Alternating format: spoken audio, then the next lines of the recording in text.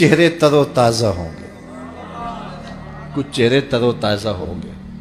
اللہ اکبر۔ لسعیھا راضیہ، جو بھی انہوں نے زندگی میں محنت کی، کوشش کی، اللہ اس کا اتنا صلہ دے گا کہ یہ راضی ہو جائیں گے۔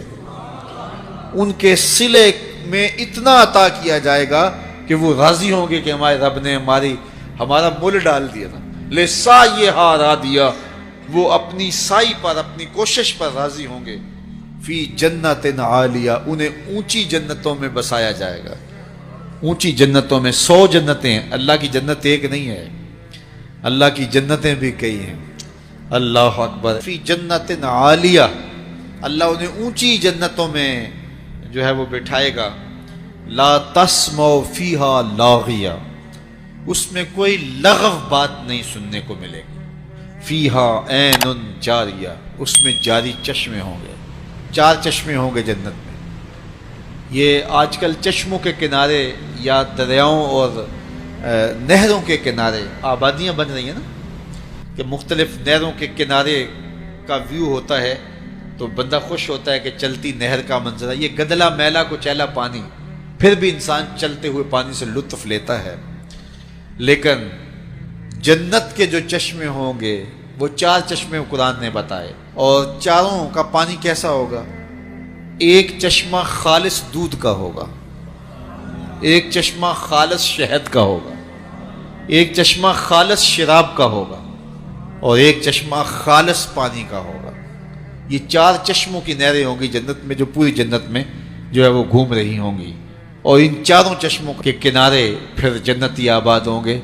بلکہ حضور نے فرمایا کہ جانور بھی ہوں گے جو ان چشموں کے اندر نہا رہے ہوں گے، اور فرمایا بختی اونٹوں کی گردنوں کے برابر اتنے اتنے قد کے جانور ہوں گے۔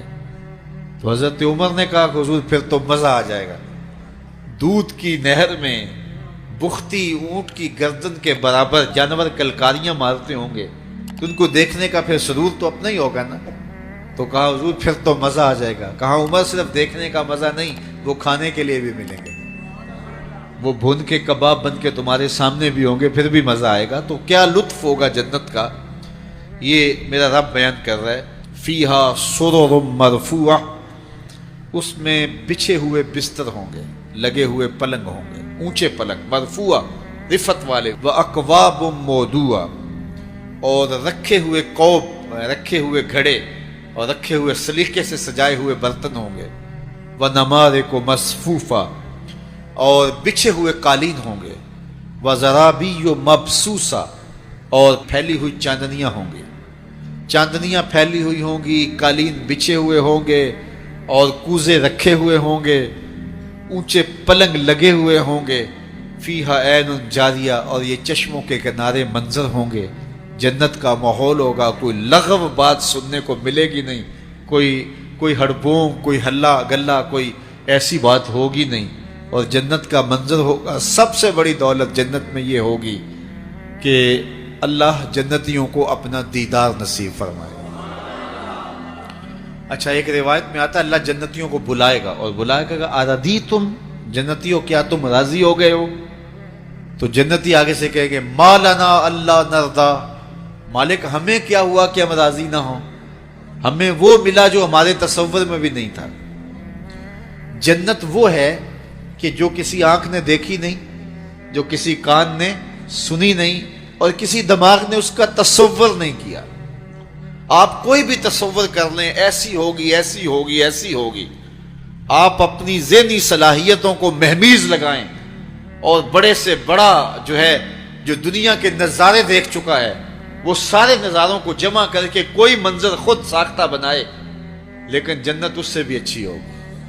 تو جب جنتی جنت میں جائیں گے تو ان کا تصور تک نہیں ہوگا جو انہیں وہاں ملے گا۔ تو وہ کہیں گے، اللہ فرمائے گا راضی ہو؟ تو وہ کہیں گے ما لنا اللہ نرضا، ہمیں کیا ہوا کہ ہم راضی نہ ہوں۔ دوسرے لفظوں میں یوں کہہ لیں، وہ کہیں گے اسی تے مالک گوڈے گوڈے راضی ہیں۔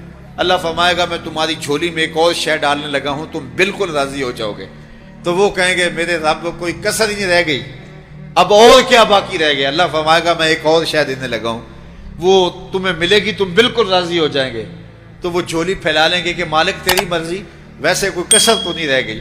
تو اللہ تعالیٰ فرمائے گا وہ شے یہ ہے کہ میں تمہارے اوپر راضی ہو گیا ہوں، اب کبھی بھی ناراض نہیں ہوں گا، اور یہ چیز جنتیوں کو نہال کر دے گی۔ تو اللہ تعالیٰ جنت کے اس نقشے کو بیان کیا جو ان لوگوں کو عطا کرے گا جن کے عقیدوں میں جمال ہے اور جن کے عمل میں حسن ہے، جو عقیدے بھی خوبصورت رکھتے ہیں، جن کے عقیدوں میں شرک نہیں ہے، جن کے عقیدوں کے اندر بے ادبیاں نہیں ہیں، جن کے عقیدوں کے اندر گستاخیاں نہیں ہیں، جن کے عقیدوں کے اندر بدعات نہیں ہیں، جن کے عقیدوں کے اندر جو ہے وہ خرابیاں نہیں ہیں، اور جن کا عمل کوتاہیوں سے پاک ہے، یہ وہ پاک لوگ جو ہیں اللہ تعالیٰ جل شانہ ان کو یہ نعمتیں عطا کرے گا۔ تو اللہ تعالیٰ جل شانہ ہمیں سب کو جنت کی بہاریں نصیب فرمائے۔ اللہ کے محبوب علیہ الصلوۃ والسلام نے فرمایا کہ الا اخبرکم باہل الجنہ، میں تمہیں اہل جنت کے بارے میں خبر نہ دوں؟ تو پھر ارشاد فرمایا الضعفاء المظلومون، جو مسلمان کمزور ہیں، ظلم و ستم سہتے ہیں، تو آقا کریم نے فرمایا کہ وہ اہل جنت ہیں۔ چونکہ بہت سارے گناہ کا کفارہ ان پر ہونے والے ظلم بن جاتے ہیں۔ اہل ایمان کو دنیا میں جو تکلیفیں پہنچتی ہیں تو ان تکلیفوں کے بدلے میں ان کو اجر دیا جاتا ہے، حتیٰ کہ جو اہل ایمان کے پاؤں میں کانٹا بھی چبھتا ہے اللہ اس کی بھی ان کو جزا عطا کرتا ہے۔ اور ایک حدیث پاک میں آتا ہے کہ اہل بلا کو جو قیامت کے دن اجر و صلہ عطا کیا جائے گا تو لوگ آرزو کریں گے کاش کہ ہماری کھال اور ہمارا جسم لوہے کی کینچیوں سے کاٹ دیا گیا ہوتا، تو آج جو صلہ اس کا حشر کے روز دیا جا رہا ہے۔ تو حالات میں بعض اوقات اس طرح کی صورت بن جاتی ہے کہ یا آپ ظالم بنیں یا آپ مظلوم بنیں، تو اس وقت مظلوم بننے کو اختیار کر لیجئے گا، ظالم کبھی بھی نہ بنیے گا، چونکہ ظالم کا ٹھکانہ آتش دوزخ ہے اور مظلوم کی جگہ اللہ کی جنت ہے۔ پھر فرمایا الا اخبرکم بخیارکم، میں تمہیں خبر نہ دوں جو تم میں سب سے زیادہ بہتر ہیں؟ تو پھر جھولیاں پھیل گئیں، تو فرمایا تم میں سے سب سے اچھے وہ ہیں کہ جو اچھے اخلاق کے حامل ہیں، جن کا خلق اچھا ہے، جن کے رویے خوبصورت ہیں۔ اور پھر آقا کریم علیہ السلام نے فرمایا الا انبئکم بشرارکم، میں تم میں سے جو شریر ترین لوگ ہیں ان کی خبر دوں، السرسارون المتشدقون المتفہقون، یہ وہ لوگ ہیں کہ جب مجلس ہو رہی ہو تو سب لوگوں کو برابر بولنے کا حق ہوتا ہے، اور کچھ لوگ تکبر کی وجہ سے بولتے ہی رہتے ہیں اور وہ سمجھتے ہیں کہ بس مجھے ہی حق ہے بولنے کا، اور وہ کسی کو موقع نہیں دیتے، اور کوئی بولے تو پھر اس کی بات کاٹ کے بولنے لگ جاتے ہیں۔ المتشدقون المتفہقون، یہاں وہ لوگ مراد ہیں کہ جو خام خواہ کا تکلف کرتے ہیں اور زبان کو بل دے دے کے اور منہ بگاڑ بگاڑ کے مشکل لفظ بول کے اصطلاحات بول کے لوگوں پر اپنے علم کا رعب جمانے کے لیے کہ میں بڑا بلیغ ہوں اور بڑا فصیح ہوں، اور اسی طرح کچھ لوگوں کو یہ بڑا ہوتا ہے کہ وہ فرنگی زبانیں جانتے ہیں، تو وہ عام دیہاتی لوگوں کے ساتھ بھی گفتگو کریں تو وہ مشکل سے مشکل الفاظ بولتے ہیں، جبکہ وہ بیچارے تو سادی زبان سمجھنے سے بھی قاصر ہوتے ہیں۔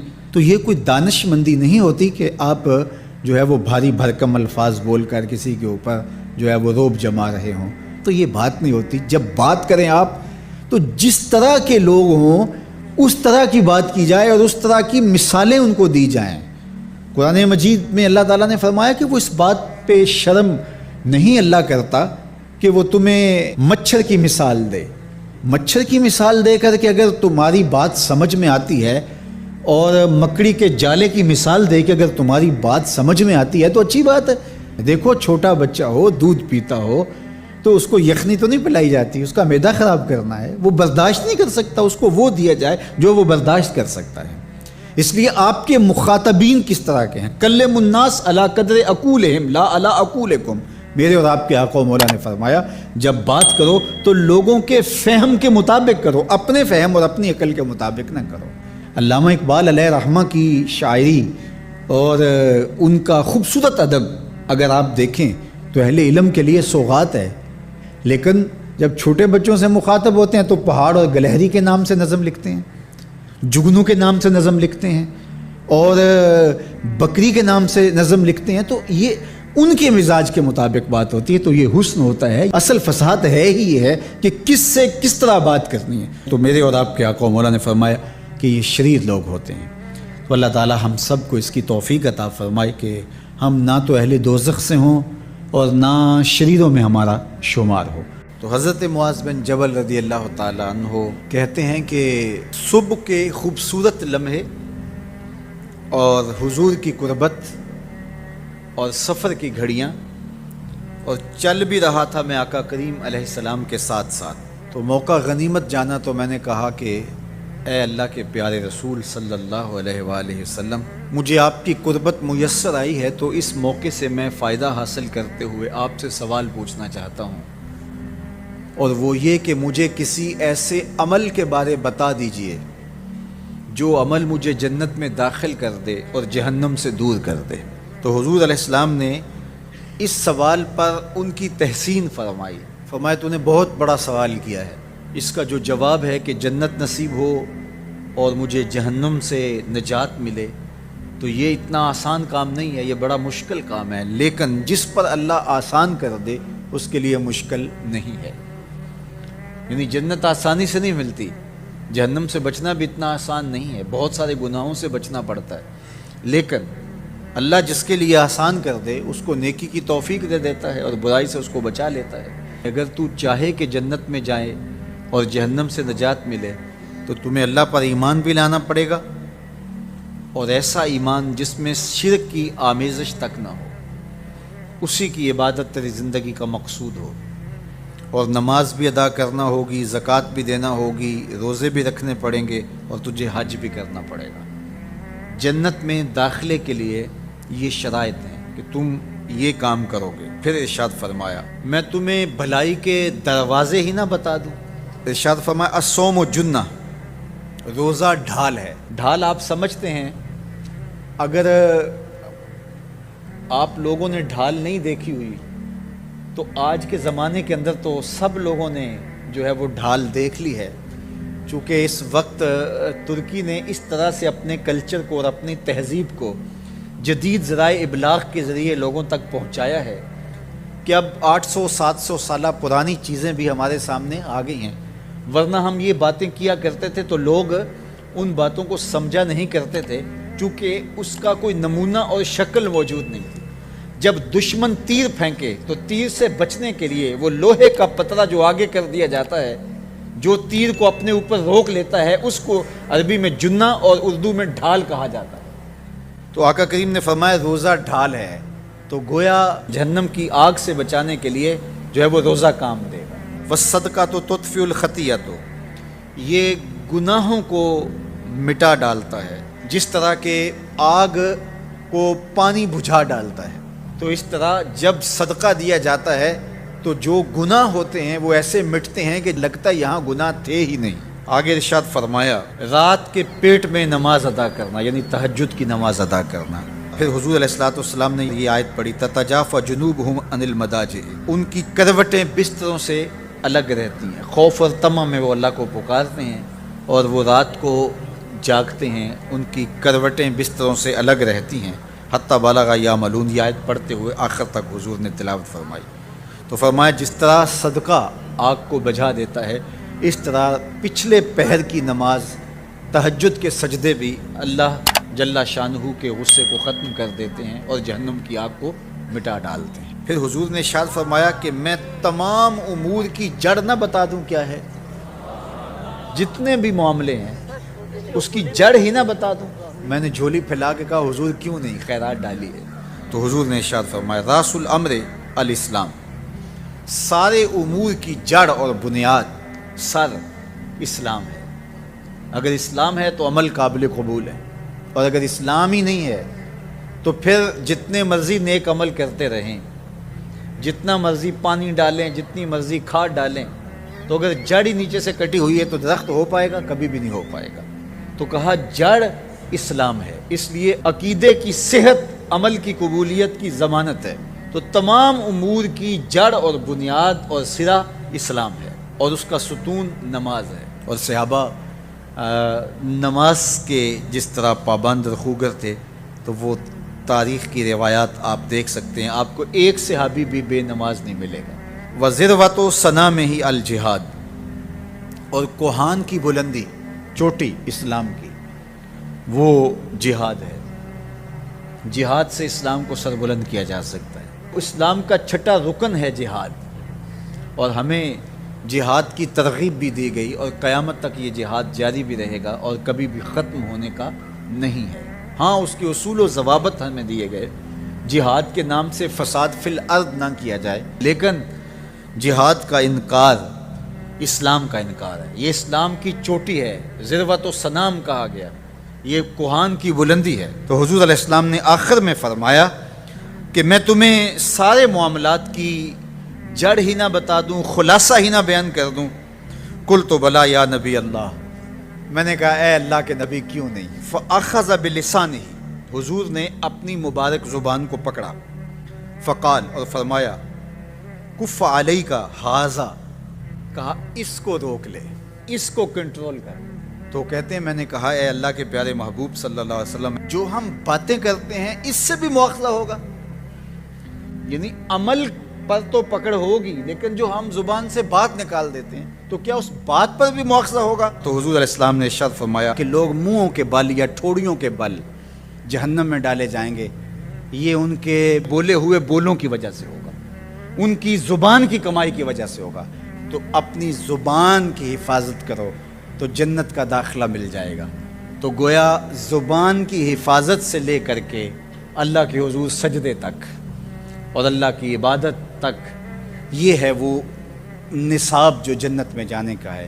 اللہ ہم سب کو 5 گانا باجماعت نماز کی توفیق دے، اللہ ہمیں توفیق حج کی نصیب کرے، اللہ ہمیں رمضان المبارک کے روزے رکھنے کی توفیقات سے مالا مال کرے، اللہ اپنی راہ میں جد و جہد اور جہاد کی توفیق سے مالا مال کرے، اور اللہ ہمیں ہماری زبان کی حفاظت کی توفیق دے تاکہ ہم خیر کی راہوں کے مسافر رہیں۔ میں ایک دن جامعہ میں آیا تو رات کا پچھلا پہر تھا اور لائٹیں بھی آف تھیں، تو مجھے قرآن پڑھنے کی مسجد کے ہال سے آواز آ رہی تھی، تو میں رک گیا اور جا کر کے دیکھا تو مجھے کچھ دکھائی نہ دیا۔ خیر میں نے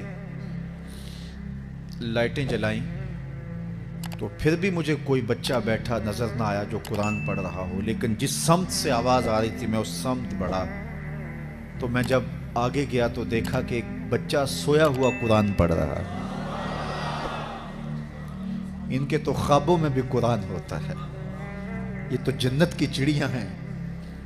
آپ اگر مجھے پوچھیں کہ آپ نے اتنی عزتیں کیسے پائی ہیں، تو میں آپ کو راز بتاؤں کہ یہ میری ماں کی دعائیں ہیں، میں آپ کو راز بتاؤں یہ میرے باپ کی سحری کے سجدوں میں بہنے والے آنسو ہیں، میں بتاؤں کہ یہ میرے اساتذہ کی شفقتیں ہیں، میرے مرشد کی نگاہ ناز ہے۔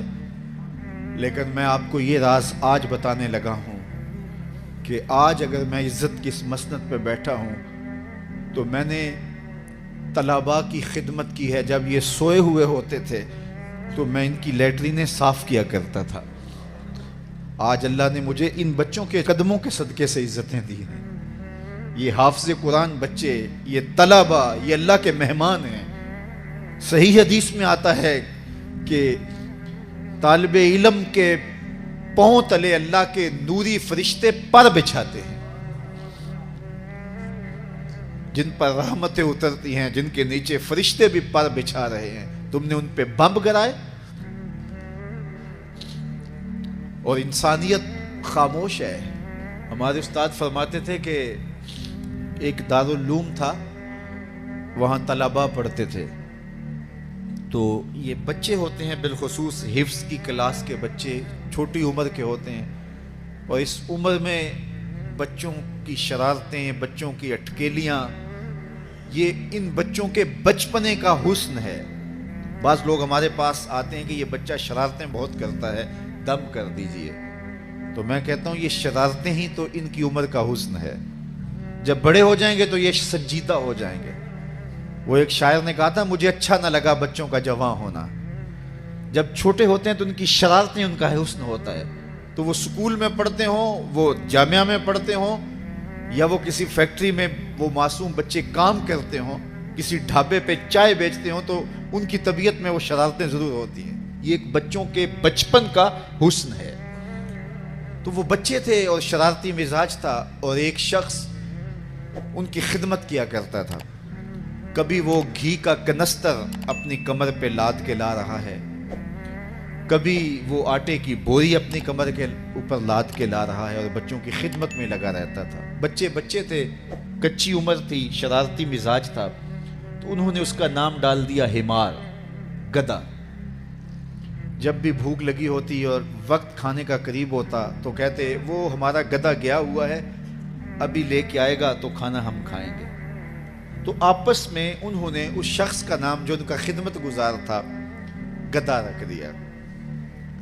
اسے پتا چلا کہ یہ مجھے گدھا کہتے ہیں، میں ان کی خدمت کروں، نوکری کروں، بلا معاوضہ میں ان کے لیے کمر پہ گھی کے کنستر اور آٹے کی بوریاں لاد لاد کے لاؤں، اور یہ مجھے گدھا کہتے ہیں۔ اس نے چھوڑ دیا اور گھر چلا گیا۔ رات پڑی، سویا مقدر جا کے، کیا دیکھتا ہے؟ حشر کا منظر ہے، اور وہ طالب علم ہے، انہیں جنت کا حکم ہوتا ہے، تو وہ اڑ جاتے ہیں اور ضد کرتے ہیں اور اٹکیلیاں کرتے ہیں، نہیں ہم نے جنت میں نہیں جانا جب تک ہمارا گدھا ساتھ نہیں جائے گا۔ یہ اٹھا اور آنکھوں میں آنسو تھے، اور دوڑتا ہوا مدرسے آیا، کہا تم مجھے گدھا کہو، حمار کہو، کوتا کہو، میں نوکری تمہاری ہی کروں گا، کیونکہ تم اللہ اور اس کے رسول کے پیارے ہو۔ کتنے خوش نصیب ہیں وہ ماں باپ جن کے بچے حافظ قرآن بنتے ہیں۔ آپ کو پتہ ہے قیامت کے دن حافظ کا تو جو مرتبہ ہوگا وہ ہوگا ہی ہوگا،